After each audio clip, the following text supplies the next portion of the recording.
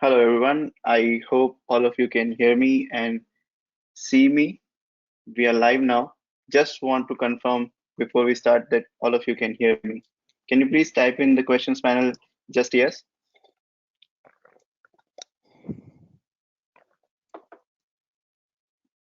Okay. Thank you so much for the confirmations. All right. So let us start today's session. So welcome to Algo Trading Week Day 5. Yesterday, we hosted a panel discussion on sentiment analysis and alternative data. We also announced our second certification program after EPAT, that is Certificate in Sentiment Analysis and Alternative Data in Finance, CSAF. To know more about this program, visit us at quantinsti.com/CSAF. Today, we have another exciting panel discussion on current trends in quant finance, and we will be joined by three domain experts. Now, let me invite our first panelist, David Jessup from London, United Kingdom. David is Head of Investment Risk for EMEA region at Columbia Threadneedle Investments. In his present role, David has responsibility for overseeing the independent investment risk management process for all portfolios managed in the EMEA region. Before joining the company, David was the global head of quantitative research at UBS. Over his 17 years at UBS, his research covered many topics, but in particular, he concentrated on risk analysis, portfolio construction, and most recently, cross-asset factor investing, the application of machine learning and Bayesian techniques in investment management. Prior to this, he was head of quantitative marketing at Citigroup. And David started his career at Morgan Grenfell, initially as a derivative analyst and then as a quantitative portfolio manager. So David has an MA in mathematics from Trinity College from Cambridge. Hello, David. Are you here with us? Welcome to Algo Trading Week. Thank you very much. Very happy to be here. And I say thank you for a very comprehensive introduction. I have to say that's very impressive. Thank you, David. So with that, I'll also introduce our next panelist. So Dr. 𝗍𝗲𝘀𝗲𝗂𝐃𝐚 from Bangalore. Now, Dr. Guha is Director of Machine Learning and Chair of Center for Research in Technology Business at SP Jain School of Global Management. He has more than 2 decades of experience working in the field of artificial intelligence and especially its applications to economics and finance. He is also the founder of Bangalore-based company that has provided consultancy for quantitative hedge funds across the globe. He has formerly been head of risk management and quantitative trading at Big Sky Capital, that is a California-based hedge fund. And he was also partner at Global Trend Capital, which is another California-based hedge fund. Dr. Guha is a graduate of IIT Kharagpur and has a PhD from Columbia University in New York. Welcome, Dr. Guha, to Algo Trading Week. Hello. Thank you, and very glad to be here. And thank you for that great introduction. Okay, now it's time to invite our third and final panelist of the day. So Richard Rothenberg from New York, United States. So Richard is an executive director at Global AI Corporation, which is a big data and artificial intelligence company that provides quantitative research and data-driven signals and alternative data for institutional clients, including hedge funds and governments. Previously, Richard worked as a quantitative portfolio manager and a researcher at multi-billion-dollar hedge funds and global investment banks, including Deutsche Bank, Man Investment, and other leading institutions. Richard is a research affiliate at the Lawrence Berkeley National Laboratory, one of the world's largest supercomputing laboratories, and as advisor at the Defense Advanced Research Project Agency, that is DARPA. Richard is a member of Task Force on Data for the Sustainable Development Goals at the United Nations Conference on Trade and Development and a member of United Nations Science, Technology and Innovation Expert Group. Richard holds a bachelor degree in economics and computational finance from the Monterey Institute of Technology, a certificate of quantitative finance from the CQF Institute, and a master's in management and quantitative finance from Columbia University in New York City. Welcome, Richard. Welcome to the Algo Trading Week. Thank you. Appreciate that. All right. So I think with that said, let us start with our first question. All right. Now, this first question is very similar to the title of this session, and that is, how has the quant finance landscape evolved in recent time? And are there any trends that any of you have observed? So we'll go alphabetically. So first, David, this question, can you address this question? Yeah, I mean, I think there've been really two big things that have driven the way quant finance has changed, and I might add a sort of third one to that. The first is the availability of data. You look at, I mean, I'm not just saying the volume of data that we're producing globally. I mean, that's a well-known statistic, although quite how much of that data is actually useful is a whole other question. But it's also the availability of the data, the fact we can get to data very, very easily now. It's a lot cheaper than it was. There's a lot more quality in the data, in fact. I mean, a lot of my career has been spent cleaning data sources, not necessarily using them. And I've got to say, cleaning data is by far the least exciting bit of any quant project, and yet it's the one bit you have to do. I think the other big trend has obviously been just the increasing computing power.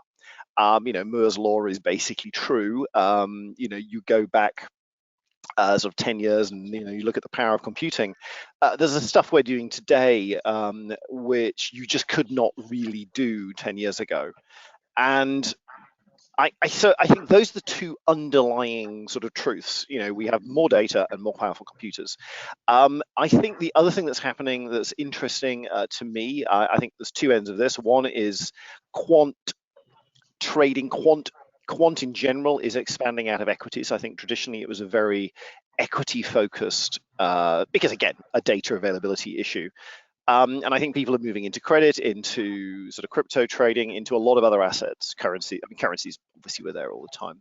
And then the other one, which actually picking up, I'm sure Richard will talk about later, and this is a different story. I mean, this is not a trading story, is the whole area of responsible investing, of sustainable investing, however you want to describe it.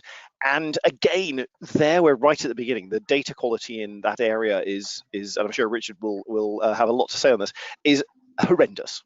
It really isn't very good. And I think that's one of the big things. And here at Columbia Threadneedle, it's a massive, massive sort of thing for us, is going much more into that area. So that's not to say from a trading perspective, but I think it is a massive thing that is going to be going on in the whole of the finance area over the next 5-10 years. All right. So, Dr. Debashish, would you want to share your thoughts in this question? Yes, I would add one point to something that David already touched upon, and that is the expansion of quant into many, many more asset classes than just equity, which is where quant started. Of course, we had commodities and currencies for a long time, but now we have multiple asset classes where quant investing is coming into its own. I myself have been looking at crypto, but there is also alternative commodities, new derivatives have been introduced that have now made quant trading easier in some of these more exotic asset classes. I remember talking to a friend of mine some 20 years ago and suggested to him that water would be a traded asset, and he was not very clear that it was going to happen, but he happened to know the people in Chicago, and he talked to them, and he came back running to me and said, "You were right all along. Water is good. There is going to be a water futures." So that's one example of an exotic commodity that has now become tradable. And crypto is just the latest thing in this bouquet of assets that have become not just tradable, but tradable algorithmically. And I think that this is a trend that's going to expand even further. And that's I see that as one of the major trends, that quant not only will be successful in just equity, but quant is going to take over more and more of the trading in all asset classes, including the exotics. That's the trend that I see as the clearest one. I mean, one of the clearest one. Well, the others are also very clear that David mentioned, and Richard is probably going to talk about. Yes, over to Richard. Yeah, hi. So I would like to echo some of the points that David and Dr. Wu have mentioned, and I would say that one of the more impactful factors has been the significant increase in the amount of alternative data out there. So historically, we only were using financial time series, and now we're looking at credit card transactions, satellite data, sentiment data from news all over the globe in multiple languages. And also the ability to process this data has increased dramatically. And of course, the amount of computational power needed to process this has gone along with the increase of cloud computing. And also the methods used to analyze this data were previously based on a number of assumptions. You look at different models that are based on the normal distributions, and now we're looking at nonlinear models that are more dynamic and adaptable to outlier and fat tails. Another important issue is the increase of the, as David mentioned, the increase in the non-financial risk factors, one of which is the environmental, social, and governance trends, where we look at a number of issues that are outside of the balance sheet that dramatically impact companies' valuation, and this goes along. This is applicable across multiple asset classes, as mentioned. And what I find interesting is that even beyond bonds, we're looking at private equity companies, using alternative data on illiquid assets like infrastructure and private companies and others. And so this is an interesting trend that is just going to accelerate, and that's why I think it's very important to to learn more about these topics. Yeah, thank you. All right. Thank you. So considering David initially talked about cleaning up data that no one likes, I have a few questions coming up on that. But before I start on that, I would like to pick interesting questions and direct it towards David. And is it all just about machine learning now? We thought we'd start with the most sort of radical question when my two co-panelists basically sort of working in machine learning. A lot of it is, yes, but I think you have to, I always come out as always seem to come over as a slight skeptic about machine learning in finance. Because it's a difficult problem. Finance is a very low signal to noise area, and it's an adaptive market, and it's a zero-sum game. So if you come up with a better algorithm, that's great, but at the same time, somebody else is therefore losing for that, and then they have an incentive to beat you. So I think there's a lot of things about the financial markets in terms of coming up with alpha signals and coming up with performance signals that is difficult. I think if you're looking at machine learning as a way of pulling out things to do with the SDG, the Sustainable Development Goals, that's a very different question, and I think that's a fantastic area for that. I find the other area that I think, what I talked about earlier, the advent of data and computing power has also done is allowed people to do a lot more with Bayesian statistics. So this idea of trying to quantify some of the uncertainty but also take your views into account. Now, interestingly, there are some areas, which is not what I've had a chance to look into yet, where machine learning and Bayesian statistics are now combining. So, this is sort of the idea of not coming up with a point forecast, but coming up with a distributional forecast out of machine learning. So I think my point with really this sort of question or this area is, I see nothing wrong with machine learning. It's a great tool. It's another tool, and I think that's the very important point. It might not be the right tool to solve every single problem. In fact, it isn't the right tool to solve every single problem. I can tell you that. And again, I think the other problem with machine learning, and I saw this many years ago, and it keeps coming up, is it's very hard to know when it will go wrong. You can't train a model to tell, oh, sorry, I'll be careful. It's harder to train a model to tell you when it doesn't know, because you can't give it any data. You can't give it the data to train on, because then it does know. So you sort of this weird thing of how does it know when it hasn't seen something? And that's really difficult. And there are a lot of underlying geometrical issues with high dimensional data that make that problem very hard to solve. So I'm not saying don't use machine learning. Please don't take that away from what I'm saying here. I'm just saying it's a useful tool. It's very powerful. But it's also, it can be very untransparent, although again, people are trying to work on that. So I think the other thing as well is, and I'll then stop, is people seem to confuse machine learning and alternative data. They're always talked about often in the same sentence, and they're two different things. Alternative data is fantastic. It's another source of information about the world, and you might want to use machine learning to process it, but they are two separate things. I guess, as I say, I always come over as being sort of maybe slightly skeptical. I think what's been done with machine learning is fantastic. When I was at UBS back in 2000, we published a very successful piece of research on neural networks, as deep learning was then called. It sold out in the sense that back then PDFs hadn't been invented, so we were doing it on paper, and literally we had to reprint it. It was so popular, and then of course it all died because the computing power wasn't there to really use the technology back then. So the different technologies come up, different people come around, but as I say, I think machine learning is interesting, but take it as being one of the tools in your box, but it's not the only tool in the box. I would love to hear from my co-panelists, given they both work for AI companies or equivalent. Yeah. I'd love to see what they think of that question. Okay. If you will allow me, I'll go first. Yeah.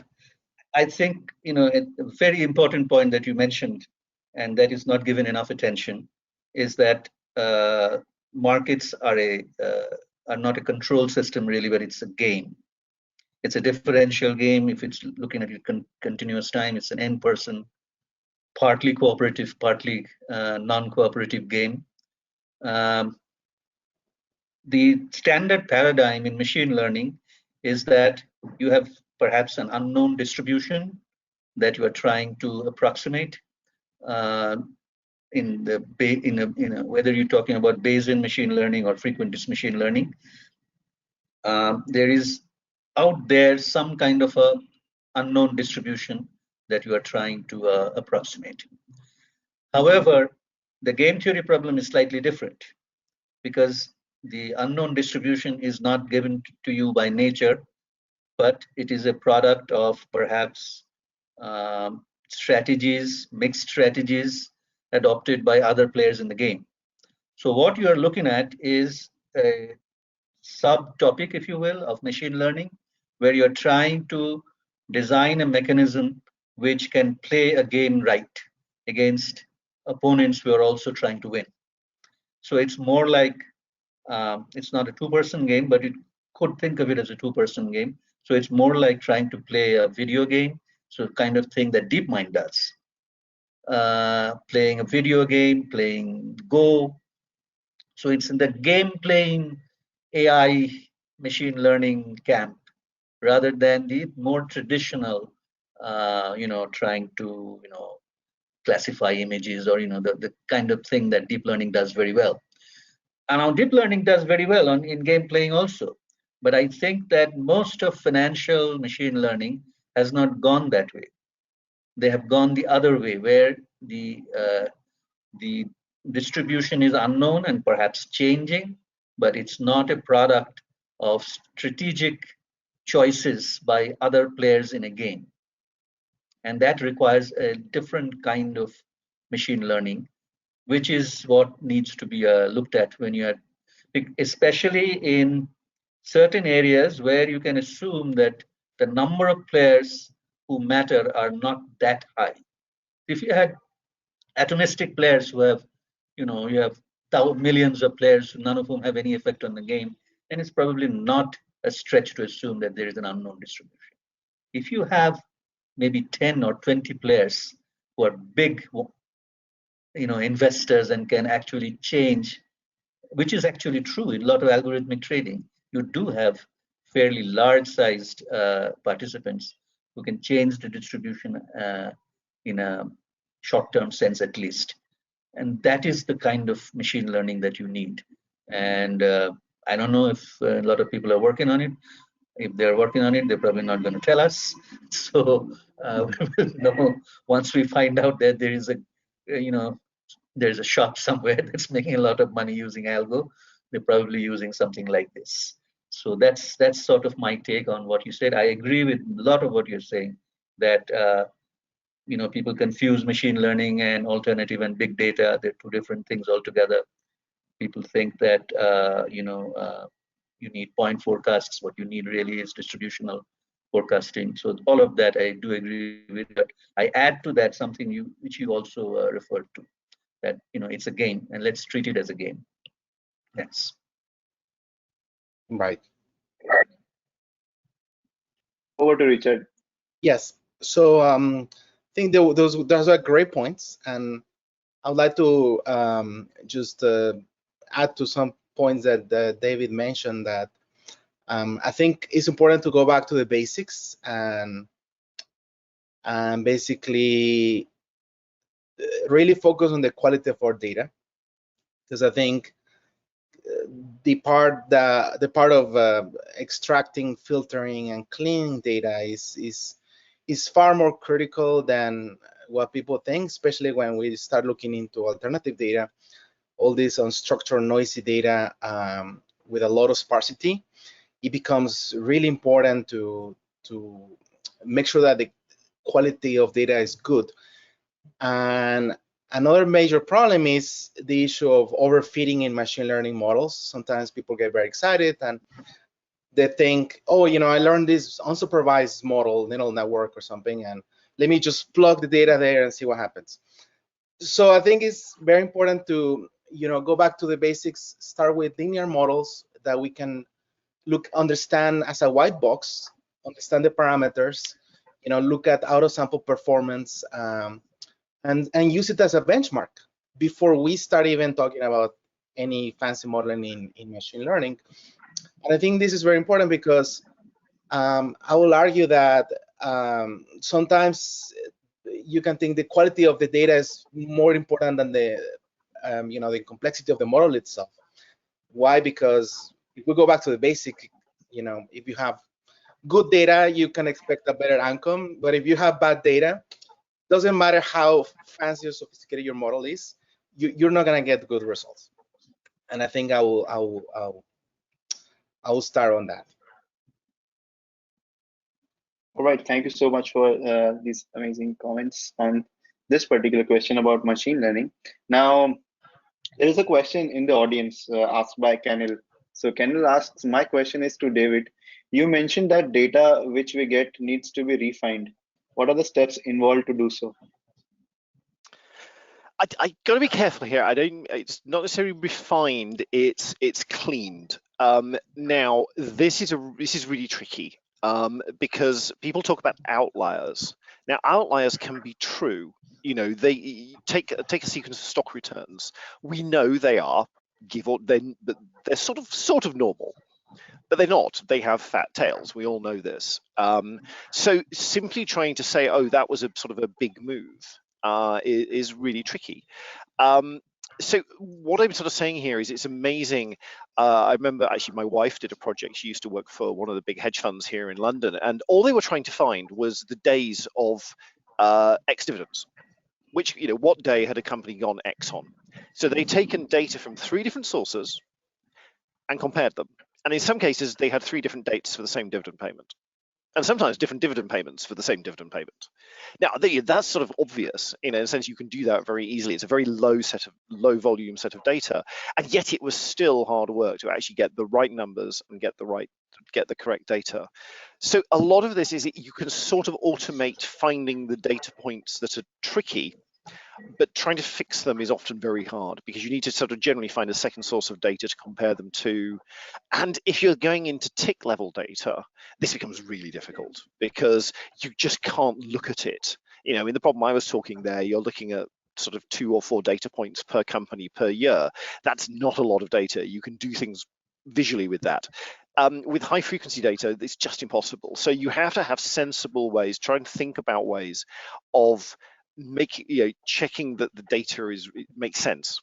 And it really does depend on the data set. I can't really give you a lot of sort of straightforward rules. The big one though is please don't just assume the data's wrong. You know, you get weird returns in financial series. You get strange things happening. You know, especially if you look at volume data can have some massive spikes in it. And often when you go and look into it, it turns out the company made a news announcement that day. Well, link that to an alternative data source of news announcements, and all of a sudden you might be able to find that. So it's tricky. As I say, it's really hard, but I've tended to find sort of over the years is finding data errors is really straightforward. It's the fixing them that's tricky. And actually, I say, Richard, I know sort of you were sort of saying you've been doing a lot of work on sustainable data, which I commented on earlier, being absolutely rubbish. I'd love to know what you found with that. Yes, sure. So, I mean, the Sustainable Development Data Goals is actually an expanded version of the environmental, social, governance factors, and yeah, you see a lot of sparsity, and a big problem is that sometimes the units are different. So, for example, even when we speak about carbon emissions, there's different, and other environmental factors, there's different standards used by different companies. And another issue is the asynchronous issue. You know, reporting comes at different times, and this becomes a problem. So in those situations, is really important to look at the data from different angles, and in some cases you have to aggregate at lower frequencies because you also have to deal with a number of methods to deal with the sparsity of the data. So it becomes very challenging, of course, and there are different methods that can be used to address this. However, having said that, there are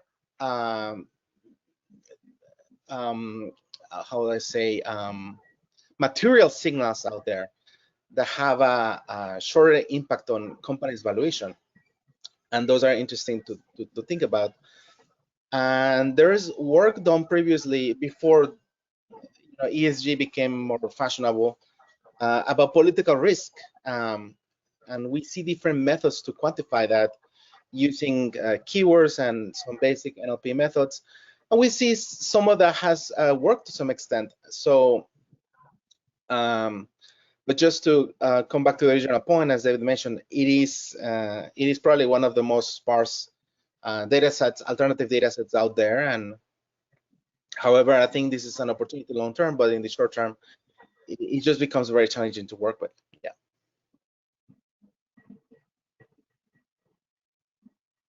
All right. Moving to the next question. Now, this question is asked by Anand. Now, it's very relevant to the previous discussion that we had, and it is for Dr. Guha. And so Anand asks, how is gaming solution different from traditional problem solving? Sorry, could you repeat that question? So how is gaming solution different from traditional problem solving? I think it's not traditional, it has to be trading problem solving. I'm not sure I understand the question. I will answer the question as I understand it. Trading solutions and modeling solutions are not necessarily the same because trading solutions depend on, as I have mentioned before, they're part of a game structure. So all trading solutions must be thought of and tested, if possible, as part of defining a strategy in an n-person game, where there are opposing players who have antagonistic and sometimes cooperative because you can form coalitions. So the modeling method that is usually undertaken is, as I said before, not really right when you have a number of large players. If you have a large number of atomistic players, then it probably is okay. But in commodities trading, in crypto trading, you do have more of a game structure, and this game structure must be kept in mind before you design any trading system. I hope that answers your question, Anand. All right, so moving on to the next question. So it is to David.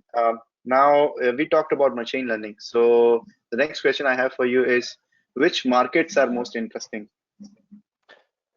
I mean, I think in a sense we've touched on this already. I think this is going outside of equities. I mean, the equity markets are, that's really where people have been doing a lot of both traditional and quantitative trading, both at higher and lower frequencies. So I think it's to me the interesting areas to go into now. I mean, I should say currency also has been sort of there for many years. I think it's going into the other markets. I think crypto is fascinating. I know very little about it. But I think there's some very interesting things you could do there. You have interesting challenges. None of these markets have been around for very long, so how much data can you get? And there seems to be a sort of more and more of these crypto assets appearing. So I think that's a very interesting one. I did love the comment about water as a traded asset. A dreadful pun of I'm assuming it's fairly liquid did spring to mind whilst Dr. 𝗏𝗂𝗧𝗏 was talking, but I thought I would share it. And so I think just all these other asset classes, the asset classes which haven't been sort of mined to death in one way or another. Or I think the other one I'd probably stress into is markets where you can get some interesting data. So if you can come up with an interesting alternative data source, ideally not one you necessarily purchase, but one you can create yourself, that becomes an interesting market. And that's so there it's really the data source becomes the driver of interest. So if you have data that nobody else has, that's brilliant, and that's definitely where you should be thinking, or definitely where you should be looking. And I think this changes, and I think that's the final point I'd make with this is don't just focus on one asset, don't just focus on one algorithm for trading with. You look at the most successful people in any of these sort of fields, they tend to run multiple models. They're very good at risk control. They're very good at giving up on models when they seem to stop working. So I think those would be my main points. I think better say moving away from these very traditional asset classes, unless you have some form of edge. Very well. So on a similar line, we have also a follow-up question. So I thought I might bring it up. So from your experience, can you tell us some of the markets or asset classes which have generally better outcomes with machine learning algorithms? I think that varies over time. I think that is very difficult. I think the answer in the end is market. There's a sort of markets go through phases of being more or less predictable. And I use the word predictable loosely here, maybe tradable, profitably tradable. Any market is tradable. And I think they go through phases of that. And I think you see this with different signals. Again, going back into more traditional sort of quant signals, people used to look, at first, people looked a lot at sort of changes in consensus earnings numbers. And then that got done to death. Everybody was using it. The amount of sort of information in that signal really died down to zero. And then, interestingly, it came back because not many people were looking at it. It came back as a signal that people were using. So I think that's an example of how individual, that's a very traditional signal, but it's just an example of how these things vary over time. So I don't know, it's probably an interesting question. Is there something about the market that makes it more friendly for machine? I mean, I think the answer, if you want a formal answer, is effectively the underlying data generating process isn't changing. You've got a relatively stable world going on, which probably implies a lower volatility market, but it could be higher volatility. But the underlying sort of, call it, the statistical process that you could think of as generating the market isn't changing. So the machine has something to latch onto and to actually learn. Now, can you quantify that? I'm not sure. I mean, it's an interesting thought. Is, you know, what properties are there about markets that make them more or less profitable? But as I say, I mean, you know, a lower but not too low volatility would probably be the starting point. Very well. All right. So we are talking about markets, right? So now, interestingly, I would now would want to talk a bit about cryptocurrency markets. So to Dr. Guha, now, what are the main obstacles faced in deploying quant strategies for crypto investing? Yeah, I've been looking at crypto a lot, and the principal problem really is that traditional finance people have never taken interest in crypto.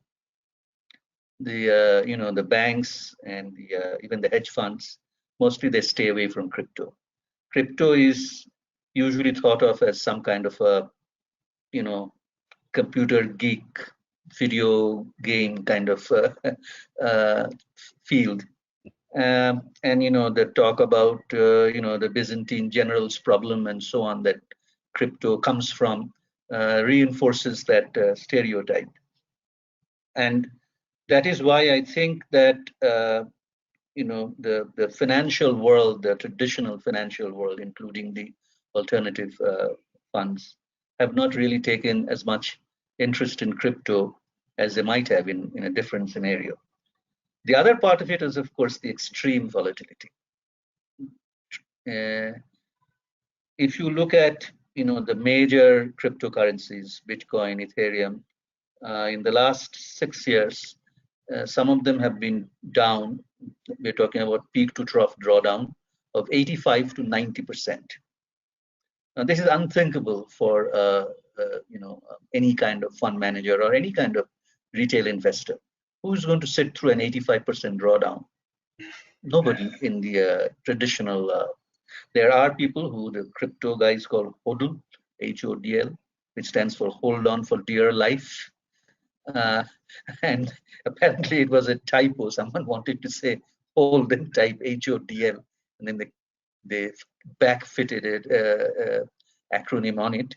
But it has become a strategy, so to say, in the crypto world, where you sit through 80–90% drawdowns and eventually come out ahead, and you do come out ahead.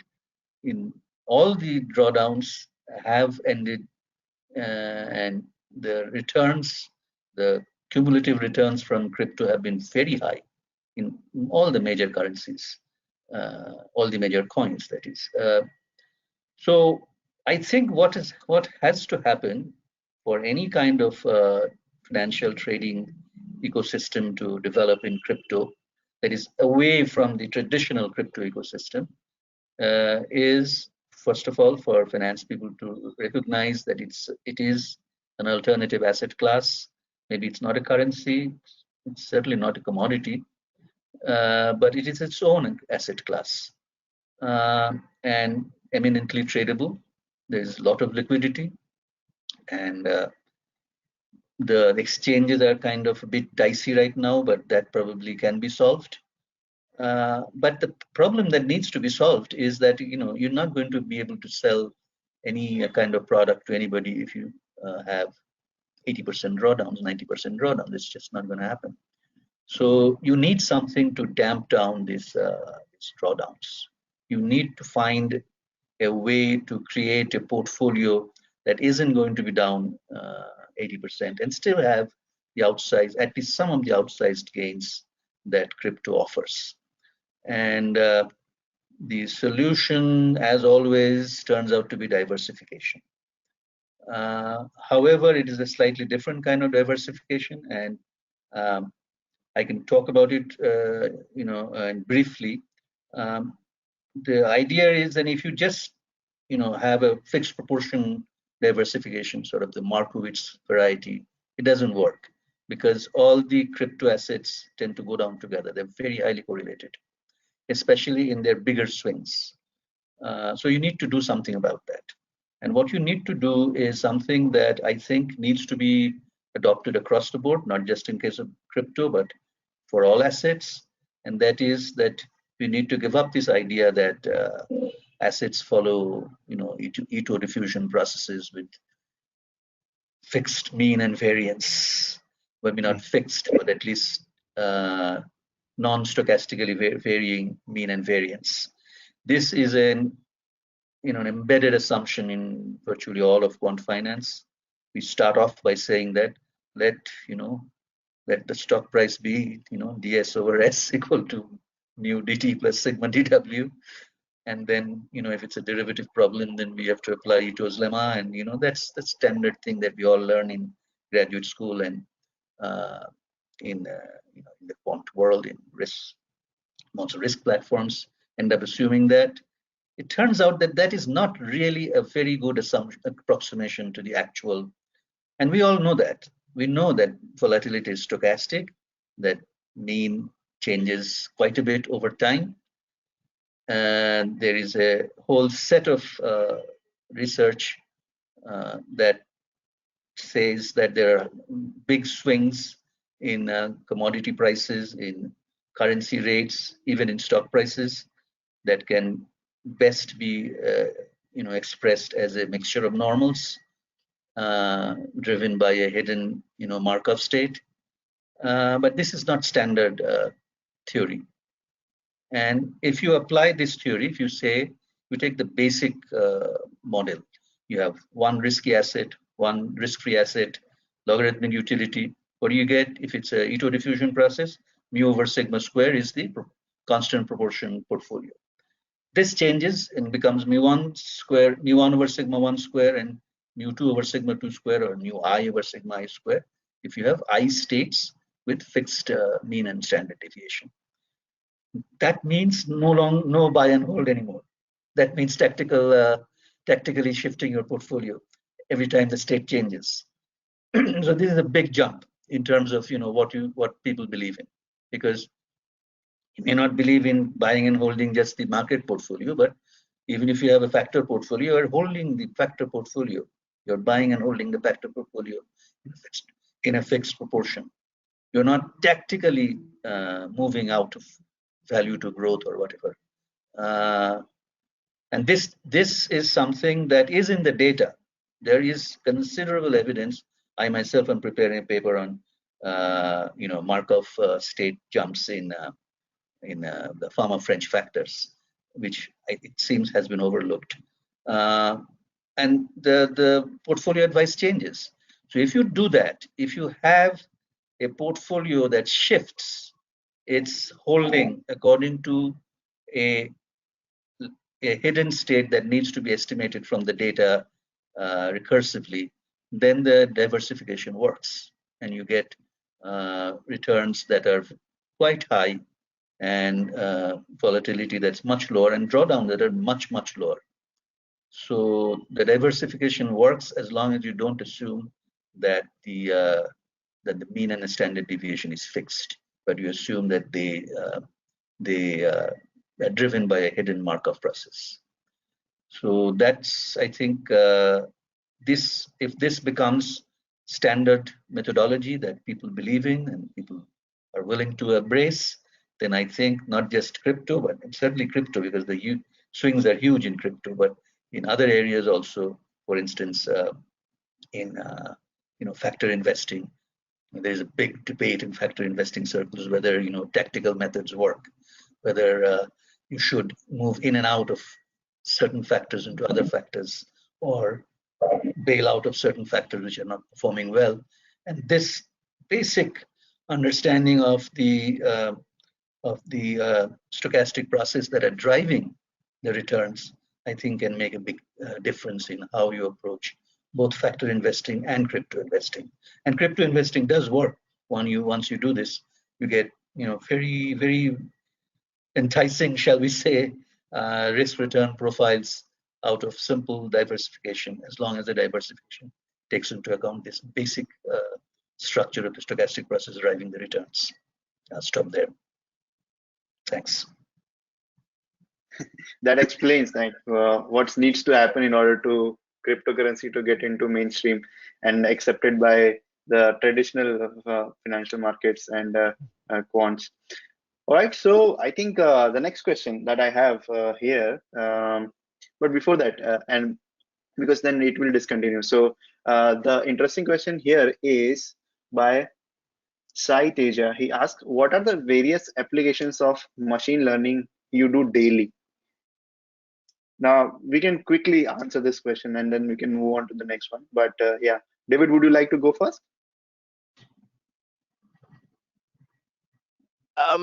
We at the moment we don't do a lot. It's funny, if we were talking very recently about using this, actually funny again, partly with the background of being in a more fundamental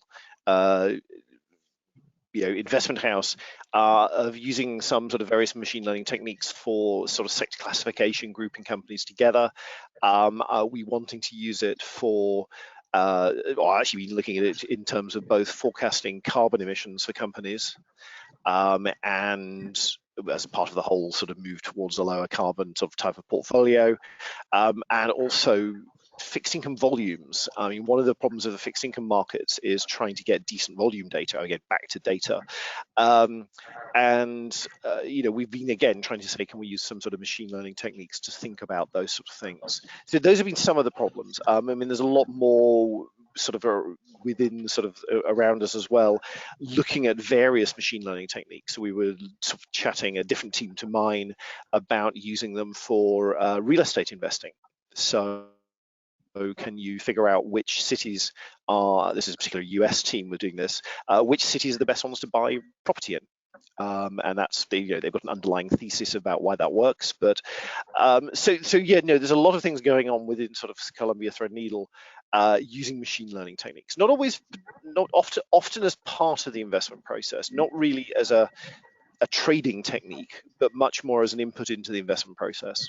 And so I just give you a few sort of examples there of things either we're doing or other people within, say, Columbia Threadneedle are looking at.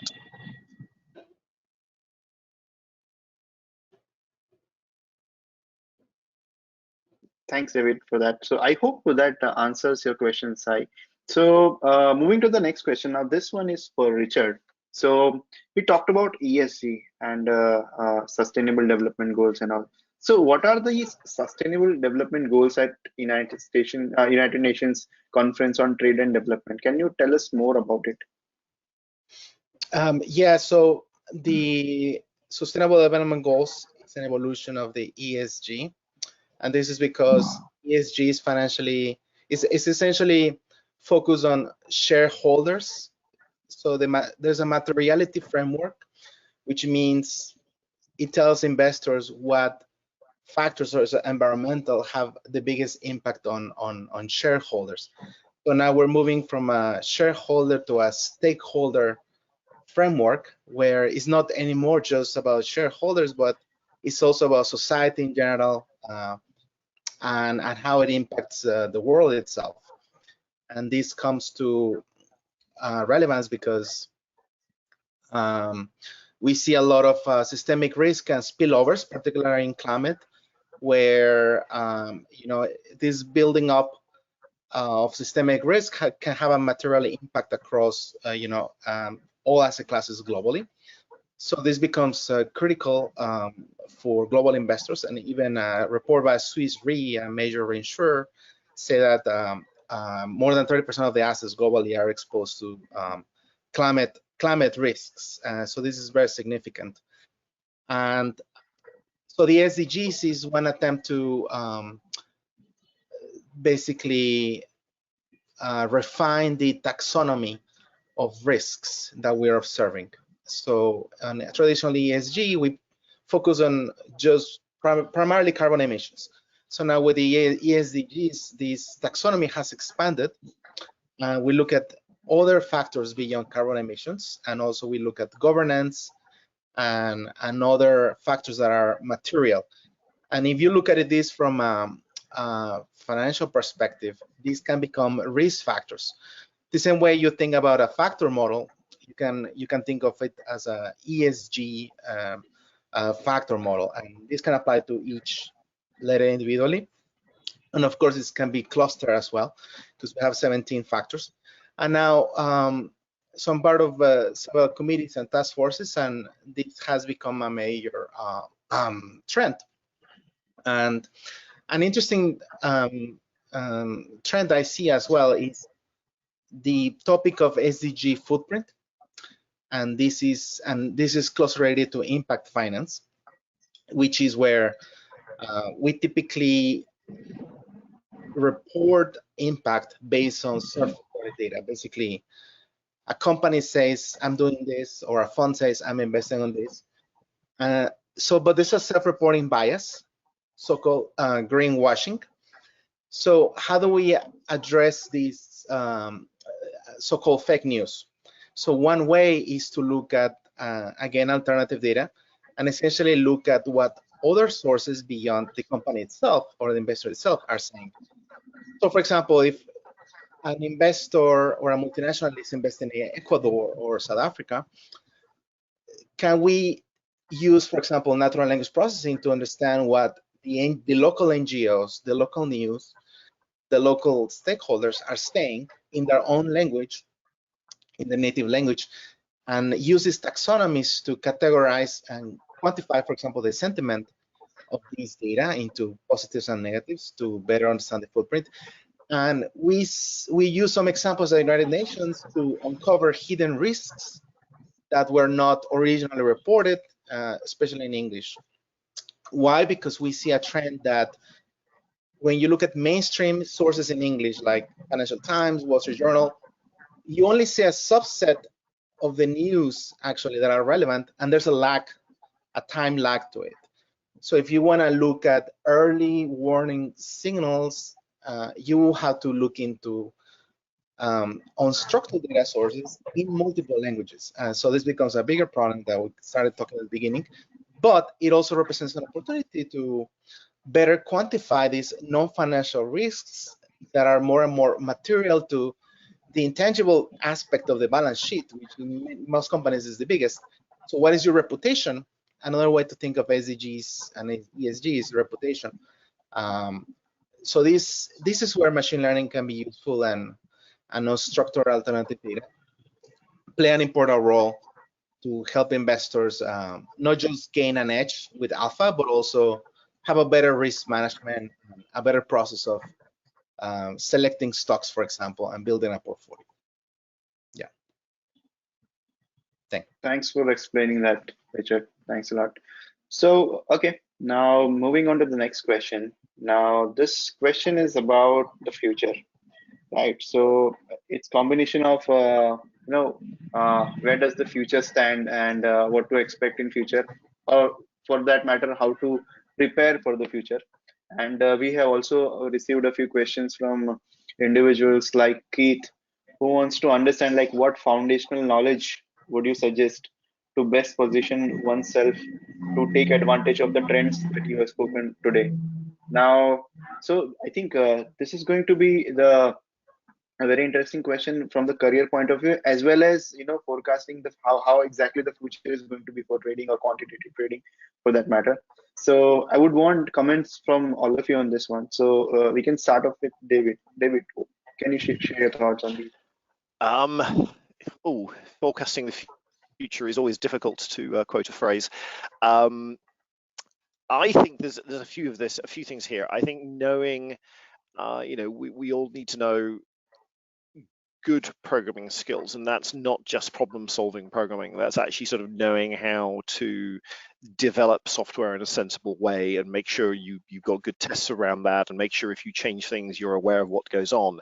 And it's these things that can really catch you out. You develop a bunch of different software, you change something, and then you forget to have version control, so you can't go back to a version you had before.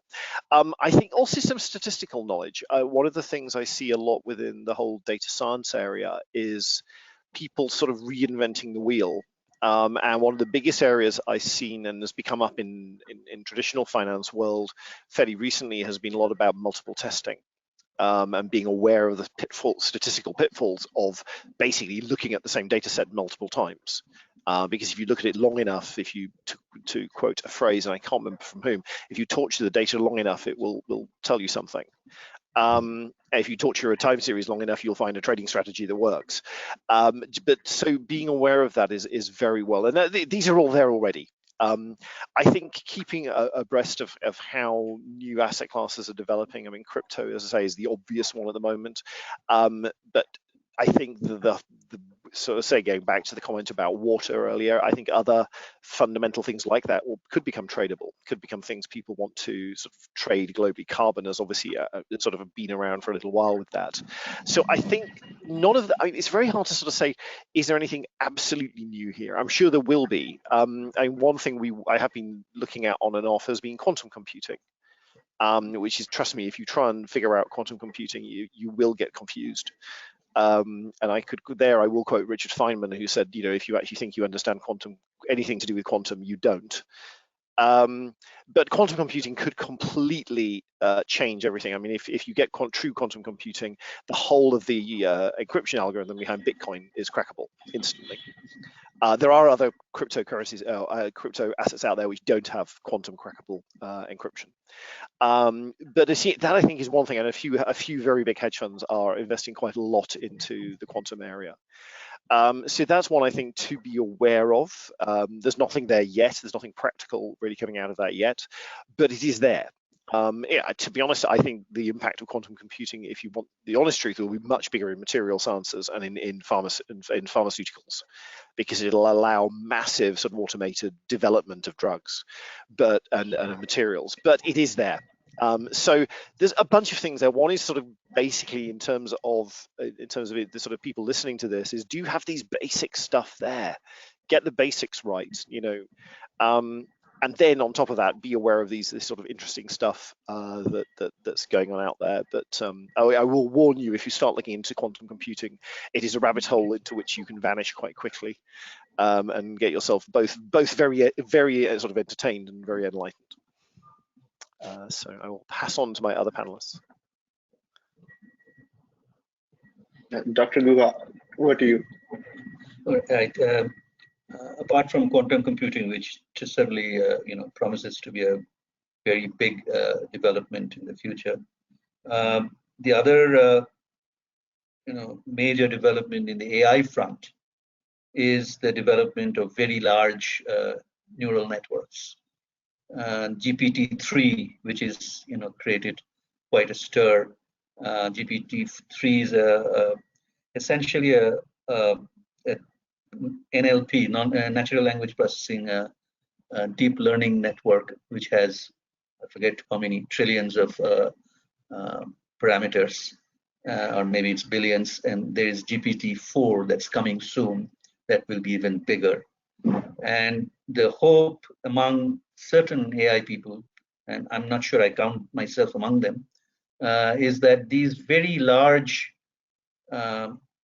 models will point us to a way to general artificial intelligence.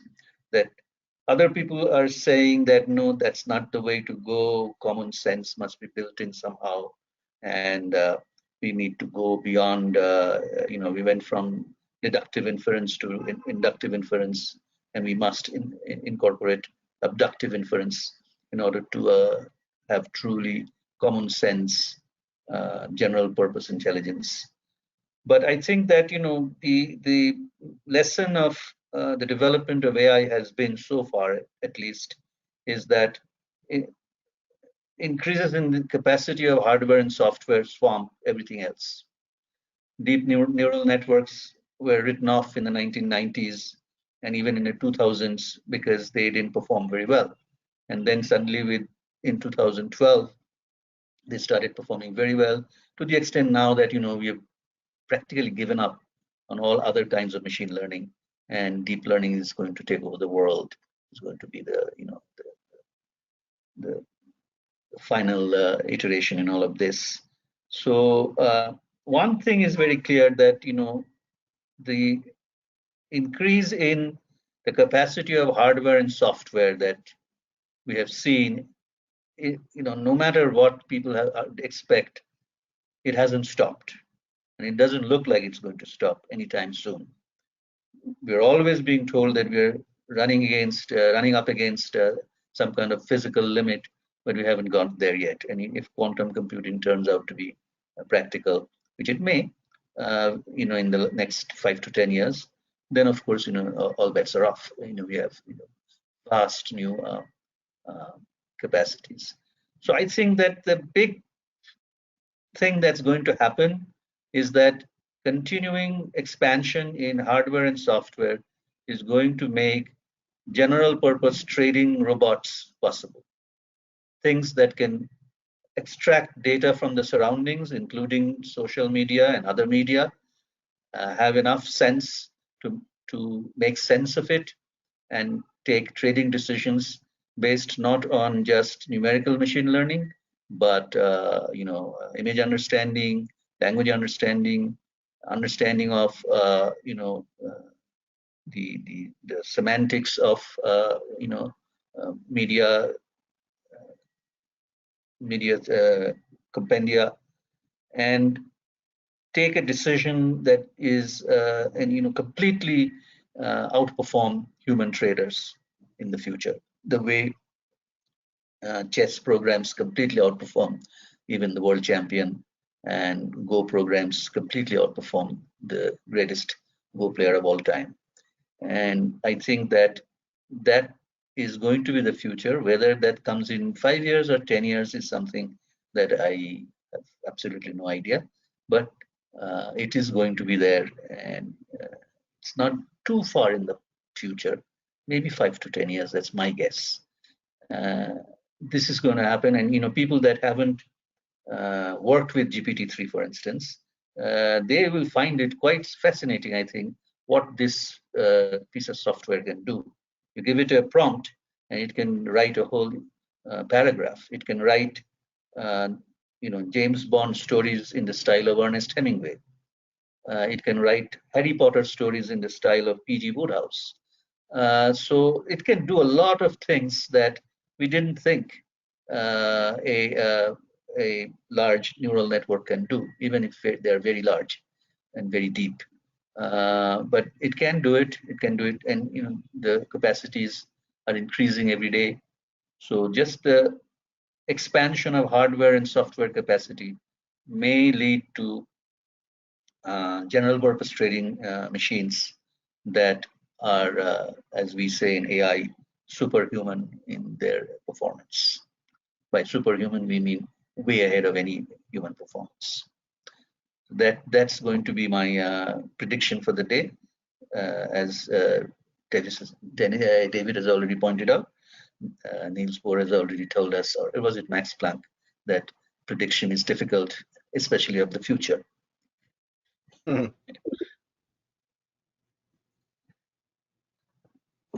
Richard.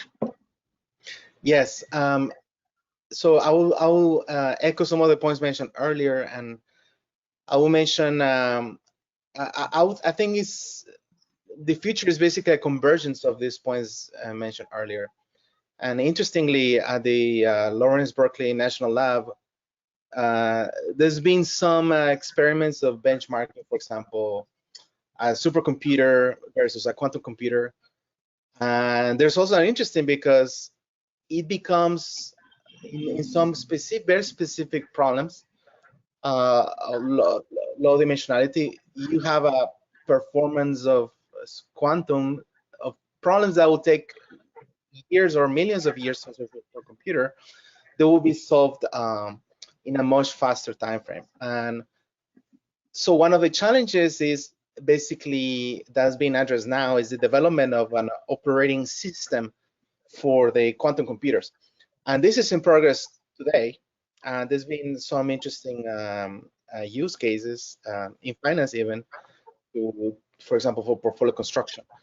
And as we evolve to enable, I would say the future is not just quantum itself, but it's a combination of, today we have CPU and GPUs. In the future, it's going to be a combination of high performance computing and quantum working side to side. And when we start to incorporate more data and more models, I think the future lies in the convergence of these high performance computing / quantum and AI and all these nonlinear models that combine with large amounts of data at working at higher speeds that will basically make many functions obsolete across the human space. And we're talking about many jobs. So it is good to prepare and start to accelerate the incorporation of new tools and techniques as they become available, because I think this process is going to grow exponentially fast. And I don't think it's 50 years. I think it's more like what Dr. Woods has said. In 5 to 10 years, we should expect to see a radical transformation across many functions and industries, and we should be ready. Yeah, thank you. Thank you so much, thank you so much to our panelists for taking out time and explaining these deep insights. I mean, these are very helpful, especially for all the aspiring quants out there. This would have been proved a very good points to start their journey on, and I hope this will help them a lot. And so again, big thank you to all of you for taking out your valuable time and joining us here. Yeah, that's about it. And we are going to conclude this session now. For audience, those of you whose questions are not picked or not answered today, please make sure that you share those questions at the end of the survey with us, and we'll make sure that all of your questions are going to get addressed. With that said, thank you everyone, and thank you David, Dr. Guha, and Richard for your time. Thank you. Thank you very much. Yeah, you take care and have a good day ahead. Thank you.